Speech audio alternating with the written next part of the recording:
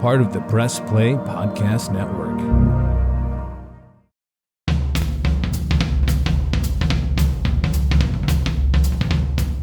Hey everybody, welcome back to Producing While Asian Season 3. Today's conversation is with actually two producers that were part of Here Lies Love on Broadway. The first is my proclaimed work wife and partner in crime with Latido in New York City and Manila, Philippines, Lora Nicolas Olaes. She is the communications director for her aunt Lloyd and Nicholas Lewis, and she also produces for my company Latido and handles a lot of events and is very involved in politics and has come a long way since the last time we spoke here on Producing While Asian. And my other guest is Jeremiah Abraham, who is an amazing marketer and brand specialist, and he has his own company that he founded called Tremendous Communications, and he's been involved with many films like Yellow Rose and Lengua Franca and Joyride. And he's also back on after we spoke in season 1. I spoke to both Lora and Jeremiah in season 1, and so we're going to talk about what's happened to them since, projects they're working on now, how Here Lies Love changed their lives, how the three of us have worked together and separately at the same time. And it's just a really robust conversation. I'm really excited for you all to hear it. So welcome back to season 3 of Producing While Asian and my conversation with Lora Nicolas Olaes and Jeremiah Abraham. Hey, Jeremiah. Hey, Lora. Thank you so much for being back on Producing While Asian. You two are my first returns to the show. Nice. Thanks for having us. I feel so honored. What, a few years now since the last time? Yeah, you were both in season 1, so we're now in season 3. So, what year was that? Oh, I think it was 2020. Yeah, 2020. That was peak pandemic, I think. Yep, peak pandy. Best year to come up with a podcast. So I'm excited to chat with you both because, like you said, it's been a couple of years. There have been some experiences. So let's just share with the audience a little bit about where you've been since 2020. So Lora or Jeremiah, either can start. It's up to you. Go ahead, Lora. Okay, I'll start. So what have I been doing since the pandemic? As far as producing, I started with Latido Productions, Don Mike's production company, it was called creative producer. And I think I told you from the last time I spoke of Producing While Asian, I didn't really feel like I was a producer until I did like a live event. And that finally happened for me in 2022 when Latido relaunched in New York, and I was the creative director, now called community director for Latido NYC. So I started that in November 2022. And then we went on to produce 5 cabarets in New York. And I'm very proud of those 5 cabarets that I've been a part of hosting, producing. So I overtook that. And then also in 2023, I've had the opportunity to come in as a co-producer / with Don Mike for Here Lies Love, the Broadway show Here Lies Love, with a full Filipino cast, with, like the largest Filipino co-producing cohort there ever was. And I'm so proud of being part of that family. So that's what I've been doing so far. And other things, many other things. But yes, as far as producing goes, that's where my journey took me. Nice. And Jeremiah? Oh, God. I think since we last spoke in 2020, so I had just started my company, Tremendous, and it was still in its infancy. We were about to sign a bunch of contracts with films, and then suddenly, like, all the studios closed for the pandemic, and I was like, oh, what am I going to do? But just as a refresh, Tremendous is a PR and marketing agency that uplifts Asian Americans in media and entertainment. We work with different studios, different talent, different companies to make sure that we're respected and valued and included at the table when making decisions, when like telling our stories, because historically, all of our stories have not been told by us, the people who are living through it, which is what I loved and continue to love about Here Lies Love, is that we're taking ownership of our Filipino history. As Lora mentioned, a historic number of Filipino producers me included, I'm very proud of that, as well as Filipino cast. And, so since then, Tremendous has grown significantly. We've worked on some really great things. There was a movie called Everything Everywhere All at Once that we worked on that we're very proud of. We did a movie called Joyride recently, and just continuing to uplift. And I guess I during in 2020, when we last spoke, I was starting to really produce like films. So I co-produced Yellow Rose with Lea Salonga and Eva Noblezada, and I co-produced Lingua Franca. And so now with Here Lies Love, it's a bug that's bit me. Like I want to keep doing it because I feel like all of this stuff, especially with Tremendous and now like producing these things that really make an impact in our community, it goes toward a similar or the same vision that I have for our community. So yeah, no, I'm very happy to have been part of this craziness that was and is Here Lies Love. So as you can see with my things in the back. I'm glad that we all decided to represent too. So if you're listening to the podcast, you can't see it, but you can check the video where we're all representing the show. That's the other side. And so we've got our swag on. Jeremiah's got his poster and his program behind him. And yeah, it was in the past interviews I had this month with Georgina and DJ Cherish and Rob Lucky. I think the one theme that we keep talking about is the joy that this group has together. And, just the connections we all made and kind of how we've all pushed forward into new projects too after Here Lies Love's Broadway run, because it's not over yet, because there's other stuff coming, which we can't talk about yet. But it's the party's still on. So given that, let's like tell our audience a little bit about how the story of you coming on board or your history with the show, if it's before this time that we co-produce. So I'll have Lora tell your story and then Jeremiah jump in. My journey with Here Lies Love actually started from the very first workshop because I was a part of it as part of the ensemble. And then it eventually went to off-Broadway. I was not part of that. But I've like been the biggest fan. A lot of the people, it's changed through meaning like the casts have changed through the different workshops, and then eventually it went off Broadway. And I was just happy that there was something about like Philippine history that is, that as big as at that time, like as big as off Broadway, and won all the awards. And like I think every Filipino has seen that as like, I want to be a part of that. Like even not part of the cast, like I was just like, if this ever goes to Broadway, I think a part of me said to myself, I want to be a part of that one way or another. So they called all us back when it finally had the chance to go to Broadway. They called all of us, including the alumni, like the workshop people and all the off-Broadway people. We were all expedited to final callbacks. And mind you, at this point, I have not auditioned since 2019. I know I touched this a little bit when I got pregnant with my second child. So I was a little kind of on hiatus from performing. But, Here Lies Love calls, like I'm there. So I prepared all the material, went to my audition. And then around the same time was when I started producing for Latte Dough. So Don Mike is here a lot. And by here, I mean he's in New York. And whenever he's here, Literally in the guest room yeah. right now. He checks at Hotel Olaes, Hotel Nicolas Olaes, just kidding. And then he also had this like desire to be part of Here Lies Love. So I was like, I'm actually connected to Clint Ramos because of my connection with my aunt. So I just put them in an email together and they got to talking. And then Don Mike was like, hey, Lora, like I got the whole gist.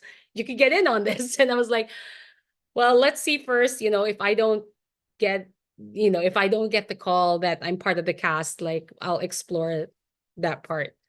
And so I did not get the call, but they sent a very lovely email saying like, we love you all, but obviously there's only a certain number of people that could be on Broadway. And I was like, that's okay. And then I was like, Don Mike, let's pick back up from where we started this conversation. And by April of that same year, I was like, we met up in LA, signed the contract. Like literally, there was a church behind us. I was like, I feel like this is some kind of marriage contract. Like on And the that's roof. our like I relationship. saw your posts. I was like, what are they signing? Like I it's know. signing It's their just lives away. open air in LA. And we look like we just got married. And that's actually the beginning of the work wife, work husband relationship that we had. And we did our race together. And it really taught me a lot of skills from the get-go. Like I learned a lot from Don Mike, who is more used to the world of producing. And I kind of followed his lead and we set up calls. We jumped into each other's calls. I learned the deck like it was the back of my hand, and learn to pitch on the go, like what is the elevator pitch, and then just to get that, be able to talk to people about this, because I super 110% believed in the project. So it wasn't even a hard sell for me to start talking about it, because I knew the potential of the show, and I knew that no matter what, like it was going to be a good product. So I did that. I did that with Don Mike, and my world has been changed ever since. There you go.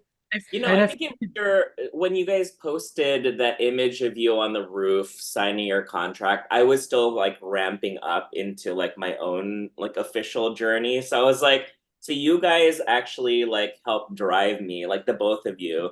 I was like, I'm Oh, gonna do this, I'm gonna do this. And then when we had that fundraiser at Lisa Lou's oh yeah, how did house they? with Leah, like like you two, Laura, I think you were there too, right? I remember Don Mike I was wasn't there because there. Okay. Tita Loida had an event. Yes. So I wasn't there, but I wanted to be there so much. It was just like a opposite side of town. Well, I just remember like that was the first time well, no, actually no, that was like the second or third time that I had seen the producers in person. But this was the first time that like I was seeing you guys while going through my journey. And so I remember like Don Mike was like giving me so much great advice. And I was like, well, if this is the way that people are like so uplifting of each other, like, it's not a competition. It's not like a weird, like, oh, like, we really wanted each other to succeed as producers. I was like, okay, well, I'm on board. Like, this is really great. Like, this is cool. So I think we had similar, like, positive experiences, Laura. Would you say, in a way, Don Mike is our ninong, our godfather in Oh, this? look, I didn't sign a marriage contract with Don Mike, so you can have him. Oh, we But could be like, a yes, throuple. We could be a well, that's throuple. that's why his name is Don. Don Mike. There you Like Mike, go. the Don. Don, here lies love. Go on, here lies love. But yeah, it's like I think what's different about this experience is that like we don't hear this a lot, like in terms of what you just said, Jeremiah, about like going into a room full of people that are going to produce this show, and it was uplifting. Like I feel like the only other place that I kind of felt that a little bit in my experience so far was with Suffs, because of the same idea of like one community lifting itself up by its own people. And so, like we've been told that our experience is rare. That usually as co-producers, you come in, you raise money, and then it's like, see you later, see you at the Tonys, maybe, but like not this year because it's expensive. I feel like we got something that was so special, and just this story of like the three of us, of how we got involved and how the three of us are connected, because the audience doesn't know that three of us were connected before through The Girl Who Left Home, the movie, the feature film, rather than Here Lies Love being the thing that brought us together. And so, it was nice to be able to lean on that connection already and then reconnect in different ways over the pandemic. With Laura, it was Latido. With Jeremiah, it was this Here Lies Love and the party in LA. And we all have unique paths to the same place, which is so interesting.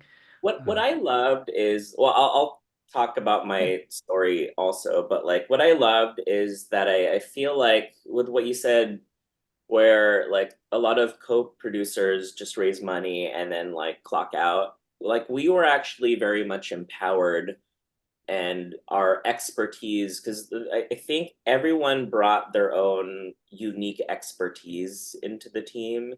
And so a lot of that was really valued and relied on. So the lead producers came to me to try to help bring in the API Pan Asian American Pacific Islander community to help support. I was able to use like my networks and stuff.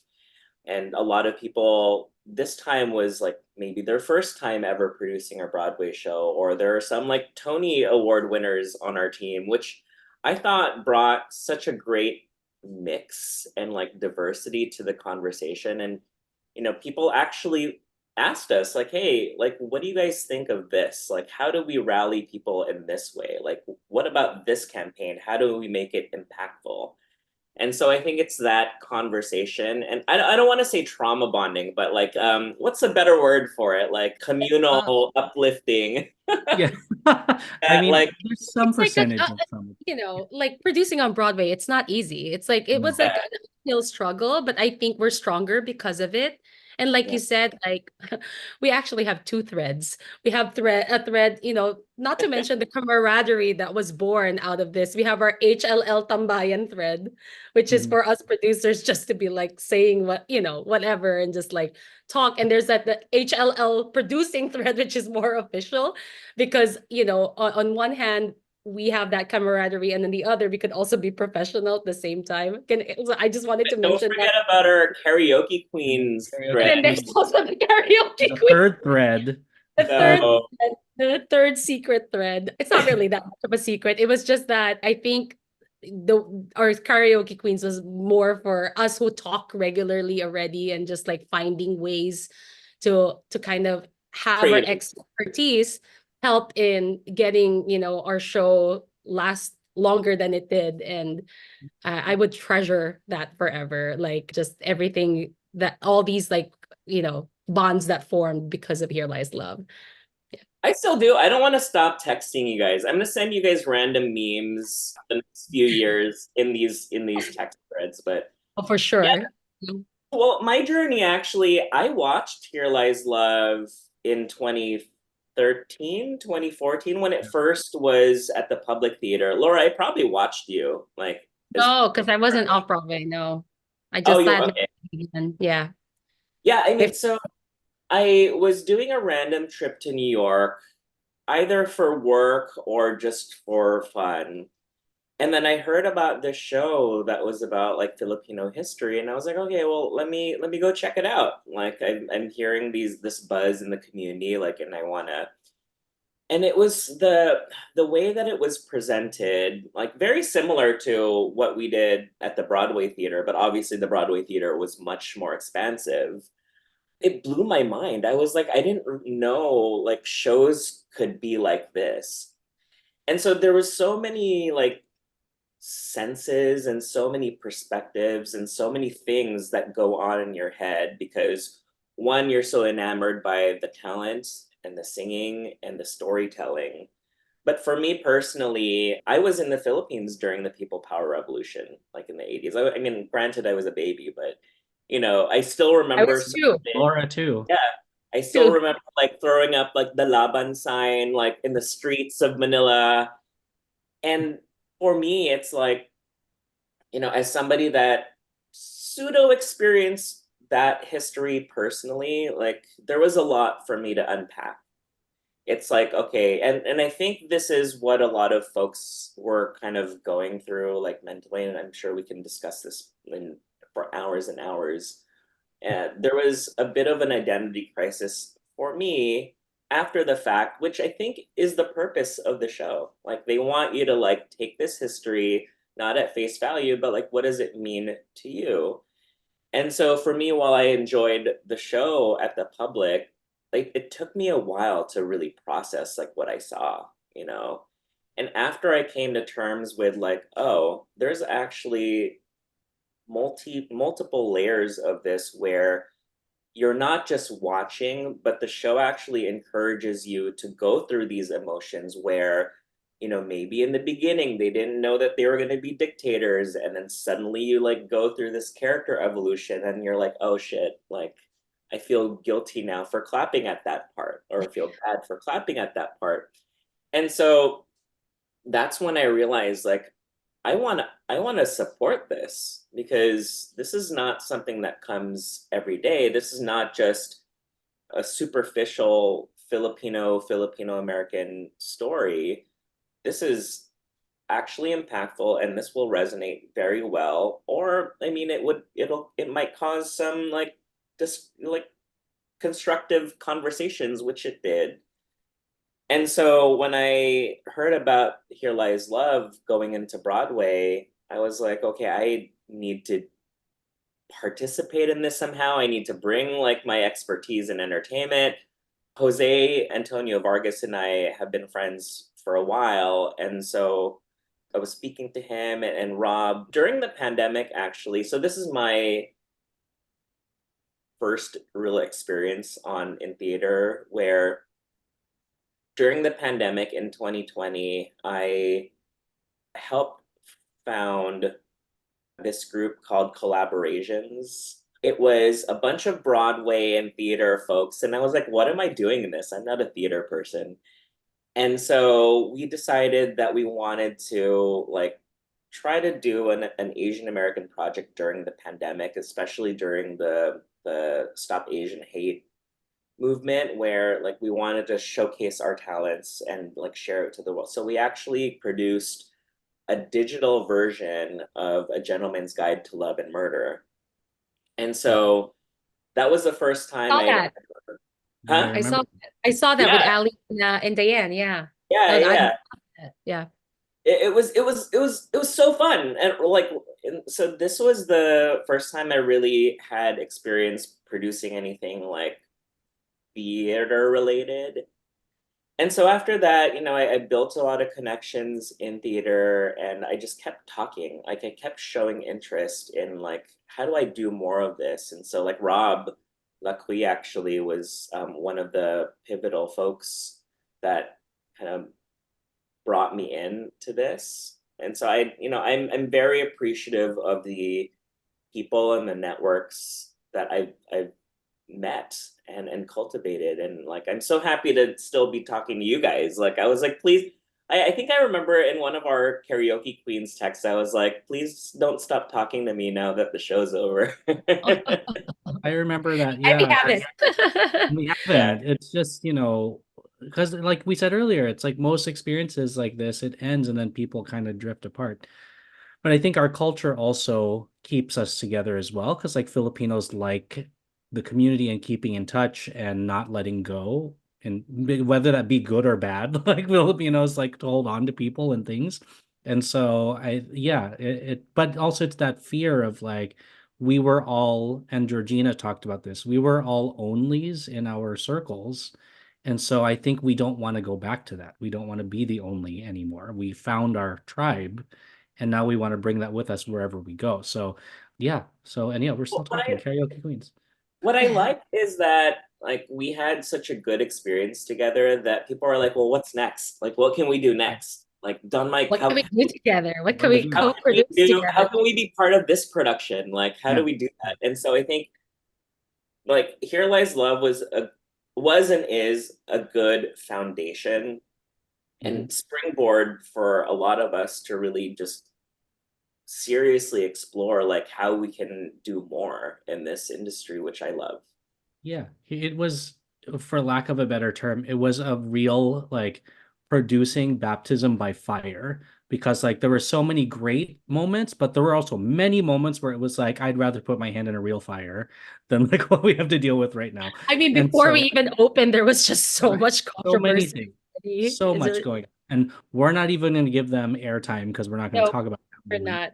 But when you talk about baptism by fire, I know what you mean. Yeah.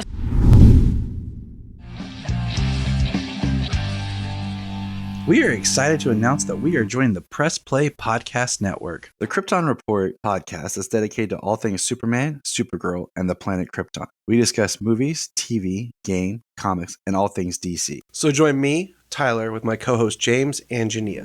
So join us as we explore DC's multiverse. Look for Krypton Report on all social media platforms.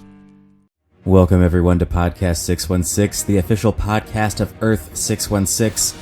I am your host, Damon Royster, and I am inviting you to listen and subscribe to this Marvel Cinematic Universe podcast. On Podcast 616, we gather some of today's greatest comedians, writers, and actors to dive deep into all things Marvel, like comic book history and lore, all the interconnected superhero storylines, and of course, who's hot and who's not in the MCU. Honestly, why aren't you listening right now?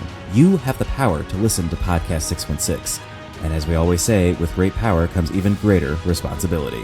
Listen and subscribe to Podcast 616 wherever you get your podcasts.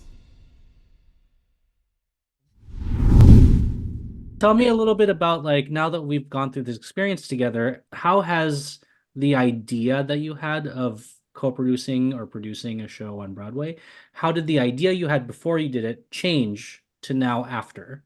So like things that you might have realized were different or lessons you learned, kind of how did your kind of perception of what being a producer was going to be change now that we're on the other side of this chapter of it? And anybody else? I didn't realize how involved it could be.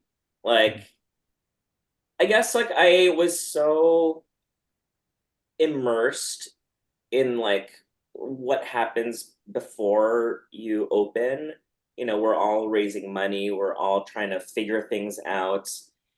And then I wasn't expecting what would happen after you open, because like you're just so like laser focused on trying to get to that day. And then when the conversation still continued to happen and we were like physically at the theater, because I'm used to like film, right, where whether it's me promoting it or producing it, a lot of times after opening weekend, you're done. Like you don't have to think about it as much, and then you move on to the next thing. But here, like, as long as it was in the theater, we were continuously like going and going and going, and I actually love that, because there was always something happening and there were always conversations, and you kind of help shape how this like living, breathing creature that you've birthed through the opening, or you help birth, like, it's not just like, okay, you're open, you're done. Like you have to keep going and you have to keep changing and evolving, which I liked. I love that. Like, and especially going to the theater, like I don't even know how many times, like 50 times. But that was such an 17 for me. I was not expecting that 15. at all. Yeah, well, And we're the exception, not the norm. So like, yes, like I agree with you about that. I understand that that's not usually the case, but I loved being as involved as we got to be. Like there were, yeah, like you said, like there are a lot of events. Like opening night felt like a birthing, but after that, it's not like you could leave the baby. Like we were there every night if we could. We brought people. We tried to race for the yadi. Like I love being part of it all. Was it hard? Yes. But like at the same time, also, like you said, it's a baptism by fire, and I felt super involved. I felt like I was, you know, in some case, like a surrogate mom to this project that we all birthed. So yeah, so it's like something to take care of, like all the way to the end. Even after we closed, I was still, very involved. I was helping in, perhaps getting a cast album out. More on that another time. But basically, like I looked out to get a cast album out, because I look for possible investors, because that's like kind of like a missing link in having a show like this. Like we didn't have a cast album, and a lot of us are here because of a cast album. Let's talk about how like we're all here because of Miss Saigon in this industry, because Lea Salonga went out there, won a Tony, and everyone was like, hey, I could do that. Like, and a lot of us have not seen Miss Saigon well into our teens, really. So like, and that's because of a cast album. And I wanted to have something like that for the next generation, especially for Filipino, young performers, to, listen to that cast album and just imagine what this production is. And then hopefully, there's a path now being carved out for Here Lies Love. It may not necessarily be on Broadway, but, in other places. So for sure, we are there to guide it the whole way, Yeah, it lives. And like the Bieber says, never say never about the cast album. Like, it could happen. We don't know. I think there's efforts being pushed toward that. So while we can't say anything about it officially, Yes. who knows, audience? Like, right, like call the office. I don't know what office you call, but like social media, like post about it, demand it. Like it can happen. And yeah, and there's other paths forward for it. I think we can all agree that we had such an amazing experience that like we're so like fully committed to supporting into the future, like what happens next with it. And look, You know. even just now, we got a text from one of our Mhm. co-producers, Miranda, on this Tambayan chat, and she's inviting us to an AAPI night for SUFs next week to close out AAPI Heritage Month. And I love that. Like that's something that we continuously like want to support the projects of our fellow co-producers from Here Lies Love. And I feel like I don't know if this is really the first time, but like I feel like a lot of the things in terms of community involvement, in terms of community building that we did with Here Lies Love is hopefully now permeating into these other shows where like these wonderful co-producers and producers of like Here Lies Love are now like, hopefully, let's say like with Sufs, like, celebrating JG who was in our show with API night. And I don't know if that came from this or but at least like there's now the Yeah. progression into these other shows, which is so good, which is so nice to see. Yeah, I feel like we've helped raise the standard a little more Yeah. on exactly what Tremendous does, which is like making sure that our culture is acknowledged and respected and represented the right way. I think we contributed in a major way to that conversation and to that, because that's obviously not done yet because it still happens. And Here Lies Love is a major part of the changing, growing conversation of how we can bring equity to our community within the bigger community of theater. So with that, fast forwarding through our experience to now, we've, our show closed, but the community remembered it because it resulted in many nominations, many awards across the board. But the ones that our audience will really recognize is that we received 4 Tony nominations this year, which is so exciting. And like, doesn't matter. Like I said to our other co-producers, doesn't matter what the category is. We produced a show that's Tony nominated and like we can wear that proudly. And so, you know, tell me how you're feeling now, now that our show that closed, what, 6 months ago is still remembered by the community. So tell me, like, you personally, how you're feeling about that and kind of what that means in terms of the longer journey of not just our show, but our community in the arts and theater. Kind It of feels speechless. surreal. And I will say like that the morning of the Tony noms, I was under my blanket, like on my phone. I kept refreshing because for some reason I couldn't get to the live stream, and I was like, okay, like I was so like anxious. I was like hiding under my comforter. I was like, what's gonna happen? And so like once all those nominations started hitting, I was like, this is so great. Like obviously like I would have wanted best musical, but like it was so great to be recognized by this industry, by these folks who can recognize like good work when they see it, right? And especially since our show closed in November, us being like one of the most nominated shows of the season, I would say, felt really good. I mean, it felt like the industry actually valued Filipino stories. It actually felt like they acknowledged our history because it's not just a Tony Award because it's a good fictional show. It's literally based on the struggles and the history and the diaspora of multi-generational Filipinos. We're still feeling it now. So just the fact that we were acknowledged, and I'm hoping that this also enables more creators and more stories to say like, hey, to use maybe Here Lies Love as a case study, like, hey, Here Lies Love did this and this and this. nominated for 4 Tonys. I almost said Emmys for some reason. Nominated for 4 Tonys. We could do that too and more. So like, and now we're seeing it potentially with Larry the Musical, right? It's so great to see how people are progressing, and I'm hoping that the Tony noms help enable that even more. Laura, what are your thoughts? Were you guys as anxious as I was like that morning? Oh I yeah, don't know. I like. I was on a plane. We were in the Philippines producing a concert, so all Oh, that's right. Yeah. our head was on that, and then we just finished that. The next day, we're still on a high for that. But the nominations did come out at 9 p.m. the next day.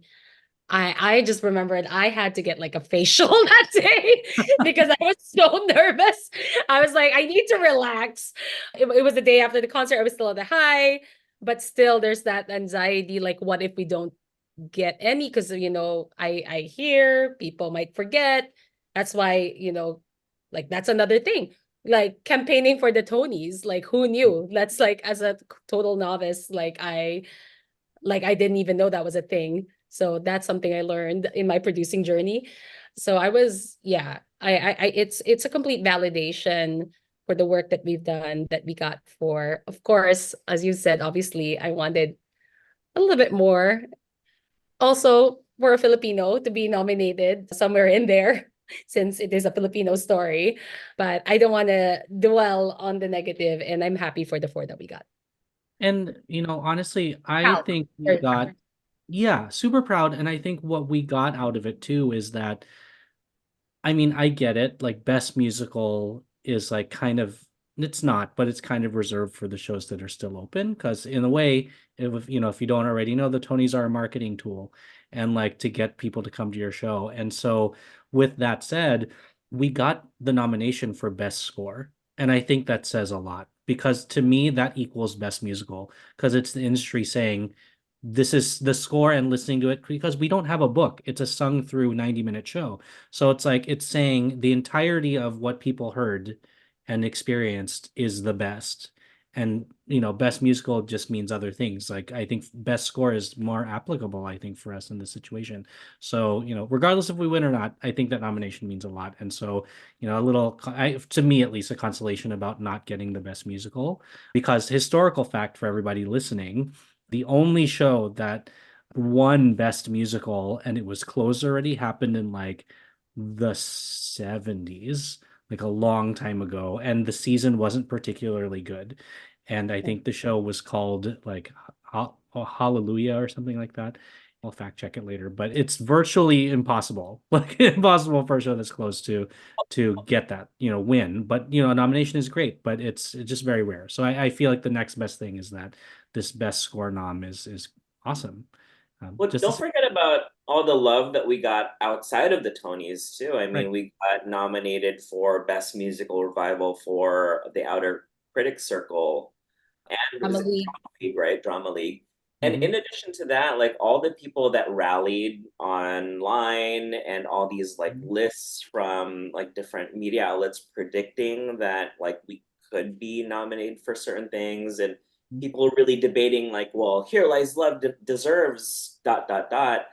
Like I thought that meant a lot too. Like Yeah, people For sure. outside of the industry who are like Broadway lovers, Broadway fans, music fans, they just love the show so much that they're just so in heated debate about like, no, it's Here Lies Love, which I thought was really great. Like I didn't see any like negativity or anything, and people just wanted to rally around it, even if they had watched the show or not. Like if Mhm. they watched the show, they're like, oh, like I had such a good time, or they're disappointed that they didn't get to see it, but they still wanted it to get some sort of recognition or remember it. And that I felt that I felt was so empowering to me, because if a show like this could really spark this kind of conversation and this kind of desire, like I'm hoping then that inspires more creatives to do their thing. Like I just don't think that there has been a lot of our faces behind the scenes or like really taking charge in productions like this. And so I'm hoping that like now people see that it's doable and that there's more of us and that there's a support system. And if you are thinking about creating your own show, you at least have, I don't know, X number more Filipino producers that you can outreach to and ask questions. So I think that's the valuable part of all this. Not to mention, we did something groundbreaking historically on Broadway. And speaking of the love that we got, we were mentioned in 5 like best of theater lists in the end of 2023 from like reputable sources, Entertainment Weekly, New York Times. I forget what the others are, but I have no regrets whatsoever. I had loved the entire experience, and I am glad that this is hopefully the start of like an avalanche of AAPI and Filipino stories that are going to be developed, as we are going uphill and, getting more work out there. Let's also remember that we're carving a whole new path for new audiences to support, and we're still also creating that new audience. So there is a lot there to unpack. So to be one of the first to do that is a complete honor, and I'm very thankful for Here Lies Love for taking that first step. All right, Laura, what are we working on next? Like, let's figure this out. Let's brainstorm.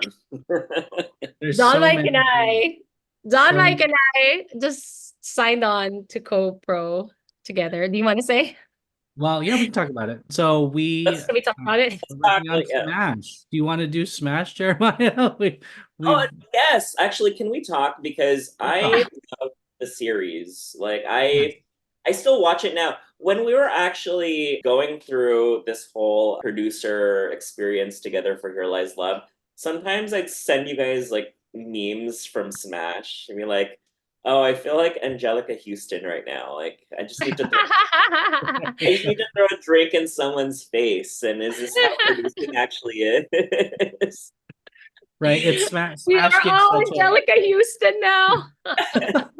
like it gave such an embellished view, but also it's still truthful. Like a lot of things in Smash were things that we experienced in that that time. Keeping a show open, fundraising, like events that had to do with the show, actors, and kind of bringing them in, and like the suspense of who's going to play this role. It's all really really relevant.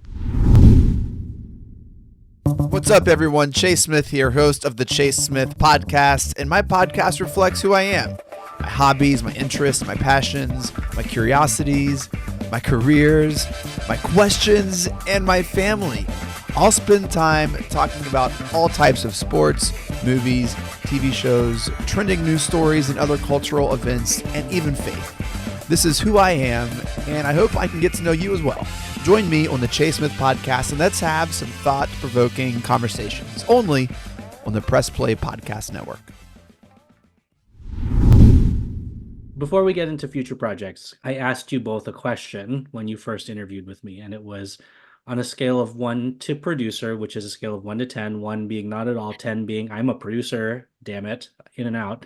Your answers were, Laura, yours was kind of on the lower scale because you felt like you were new. Jeremiah, yours was kind of in the middle because you're like, I produce things, but I'm not a producer. So how do you both feel about that question now? Has your answer changed? Oh yeah, for sure. Like I would say like I'm a 9 or a 10 now. I mean, like we produced on Broadway, so like I mean, what like higher thing? I mean, aside from Hollywood, I guess, but like I feel more confident about my producing abilities now than I was when we first had that interview. I would say 9 or 10.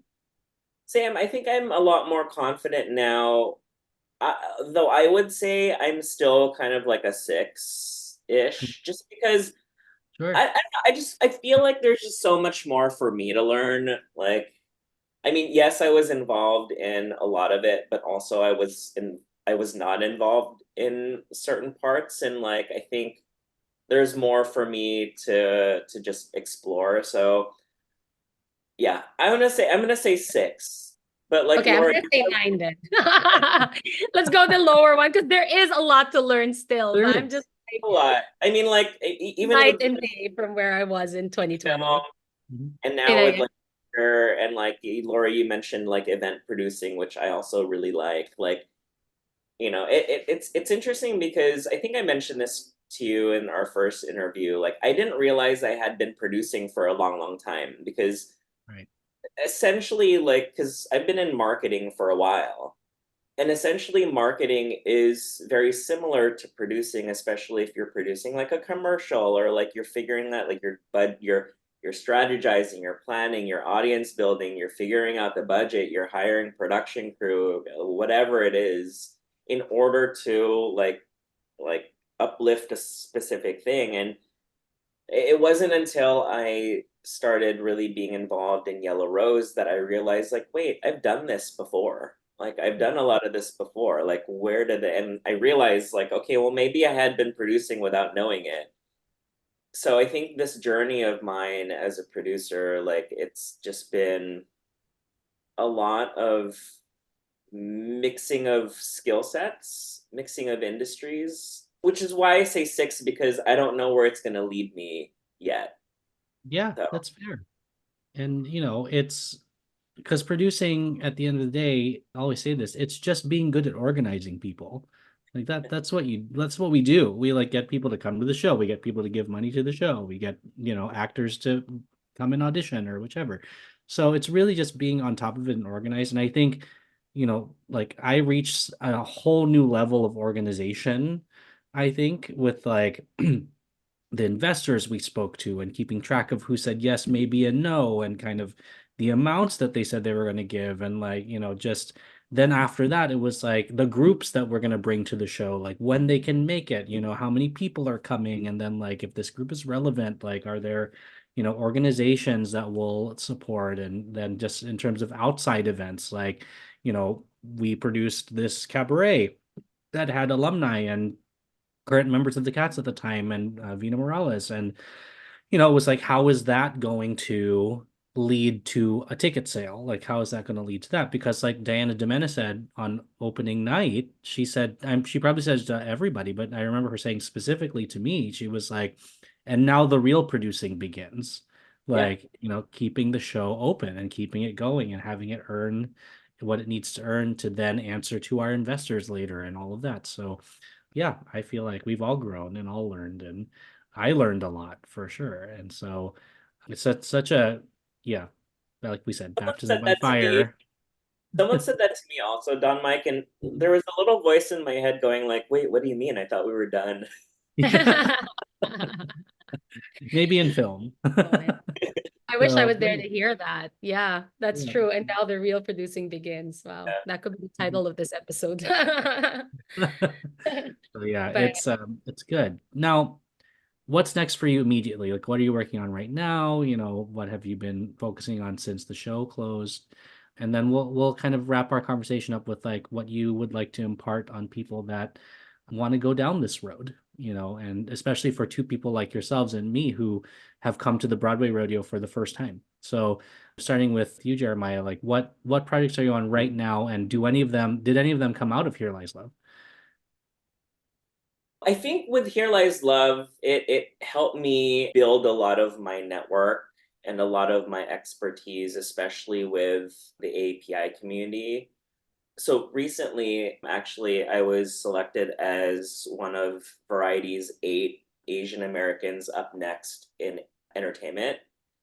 So there was a nice list, and it included Here Lies Love. And I think while I've done a lot to uplift the API community in the past, I obviously like Here Lies Love helped uplift even more, which is really great, and it helped bring a different perspective. And so, I very much appreciate my time in that way, where like Here Lies Love actually is helping me see a different way to do my work with Tremendous. And so right now, in terms of producing projects, I have a couple of things in development, still early on, a couple films, and apparently we're doing some more shows together. Hopefully, let's talk about that. So for Tremendous, I'm working on a film called Dee Dee, which comes out on July 26th, with Sean Wong, who just got nominated for an Oscar for his documentary short Nine Nine and Waipo. So that's exciting. I'm working on a series with Hulu called Interior Chinatown, starring Jimmy O Yang. So that's fun. And a couple other things I can't talk about yet because I haven't signed a contract, but it's great. I think, the multiple industries are seeing that they can't just treat APIs as secondary, tertiary communities anymore. We're actually a powerful community with a huge buying power that they're losing out billions of dollars on not really investing in, which, hopefully Here Lies Love helps that kind of mentality, that shift in theater. But I'm seeing it now a lot with movie studios, which is very exciting for us. Nice. And Laura, how about you? For me, so we just finished our first international Latido show that I helped co-produce with Don Mike, Latido Manila, a homecoming concert. Because of that, we are thinking of coming back next year. So TBD, that's going to be in 2025. On top of that, I'm producing a concert with Don Mike again for under Latido, which is an AA and HPI concert called Breaking Barriers in Joe's Pub on May 21st. On top of that, we're co-producing Smash together. We're doing our raise together again on Broadway coming in 2025. What else is coming up for me? All the work you're doing for your aunt, like all the stuff you're doing for your so the other thing, so my day job actually is I am the communications and media director for Lloyd and Nicolas Lewis.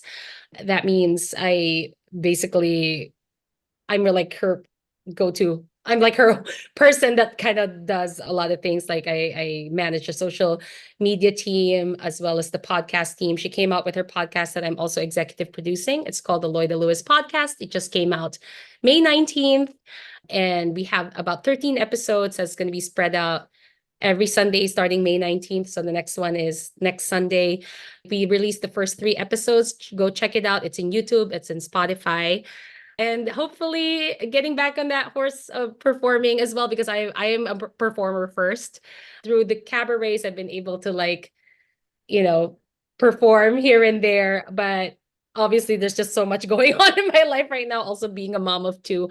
So I do what I can in that front. But hopefully I get to perform more. That's like, I'm just manifesting that. And I'm also manifesting Crazy Rich Asians. I don't care. I just want to be part of it. It's gonna be like kind of like Here Lies Love. I don't care if I'm like a tree. Just like get me in there. That's kind of what I feel about Crazy Rich Asians right now. Because after this podcast, we're gonna have a strategy session. Yeah, we have to talk about the projects we're gonna go on to.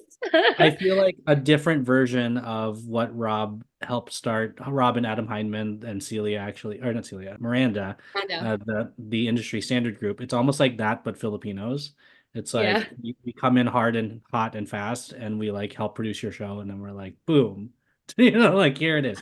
Yeah, there's so much to talk about. And with all that being said, you guys, you're doing a lot. I'm like so proud to be connected to you both. And like, we do a lot of things together as well. And there's so much to come for anybody that's listening.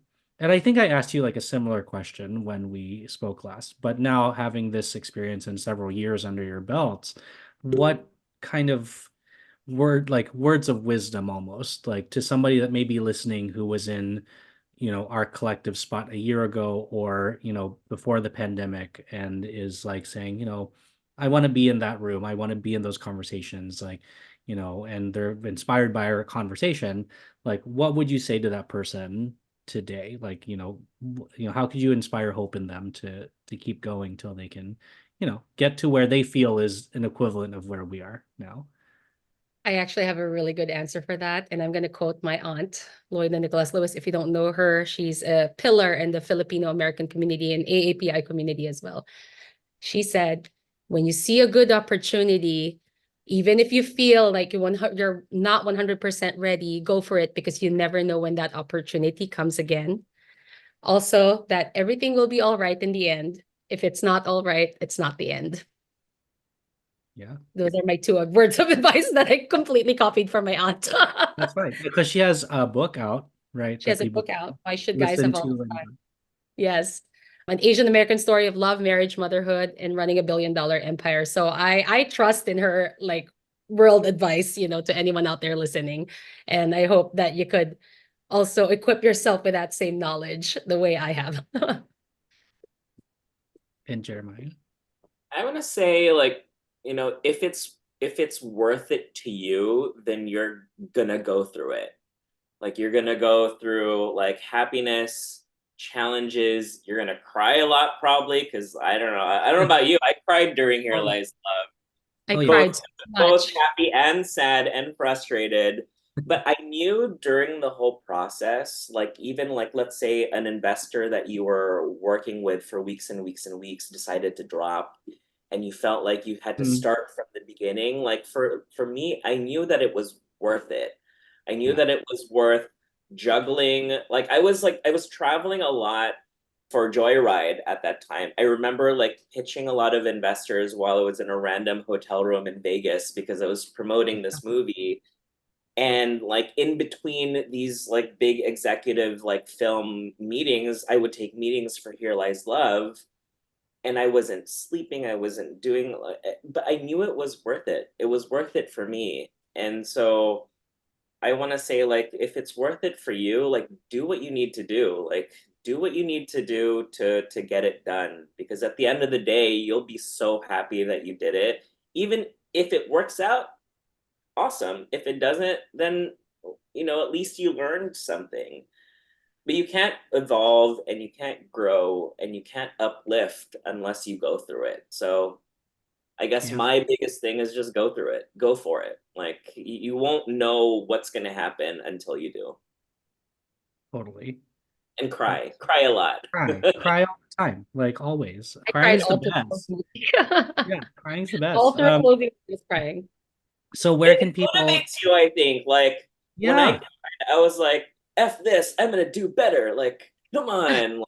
yeah. It Like when really Laura pumps you and up, and I was like, okay, yes, you might feel discouraged for like 5 to 10 minutes, but like you like pick yourself up and you go, and then again at the end of the day, you look back and you're like, oh, I went through it, and now we're here with 4 Tony nominations, and talking like a year later, and we're yeah. so happy to have gone through it together, which is Yeah, great. Mhm. Yeah, for those sure. those setback moments are things that stand out for sure, because it's like that's when you learn the lessons, right? Like, Laura and I, we had an investor drop out for a very big amount, and like we were like, what are we gonna do? Like that was gonna get us across the line, and so, but we figured it out. We found other sources, other people, and like really hustled, and I feel like that's the bottom line here is like you have to also be resilient in that sense, and And like be never able give up. never give up, because if you give up, then oh well, it's like, yeah, you did it, but yeah. So I think that's all great. Now if somebody listening is like, I want to be friends with Laura and Jeremiah, where can they find you and your work, and Oh, follow you, so that they can either just be a follower, or they can reach out to you and want to set up like what's it called, informational interview, just to like get to know what you've done and get to know more about you beyond this, short hour that we are together. So yeah, how can people find you? in Instagram, I'm at Lora Nicolas Olaes. That's Lora, Nicolas without an H, and Olaes, Olaes. Yeah, that's it. You can message me there. Instagram, I'm at Jer Abraham, JerAbraham. And Tremendous is at tremendous_com, COMM. Yeah, I'm mostly on Instagram. I don't really tweet as much. I Well, don't know. Twitter's kind of dead now. That's an Or is X or it whatever, but is it I don't really X as much. I don't know what the verb yeah, what what the is the verb? But I mean, I even news don't loud X are as saying much. Twitter, like X, formerly known as sounds Twitter. dirty, like, oh, I'm gonna X today. Threads is trying to get me. It keeps popping up on my feed. they're Threads, so they they're really so try to annoying. get you to click on it and go to download it. I was like, nope, I'm gonna be strong about this. I'm not Right. I don't the want one that. that. So what? This was awesome. I'm so glad we could talk and kind of. It's because, like I said, like we keep saying, it's not over, but at least put a dot above this journey, of this part of the journey, like give it a nice kind of wrap up conversation, because we're moving on to other bigger, better things after this because of it. And so I'm really glad for your time today. Thank you for joining me. And, we'll see you at our next conversation. So thanks for being here. Thank you. Nice to see you again, Jeremiah. Here. And Don Mike. Thanks for listening to today's episode of the Producing While Asian podcast. Our theme song was created by Luckstock. We're produced by Press Play Podcasts, and the show is edited by Michael Santos Sandoval. If you have a moment, please leave a rating and a review, and send any ideas you have to producingwhileasian@gmail.com. To follow us, stay updated, or to read our blog, visit www.producingwhileasian.com.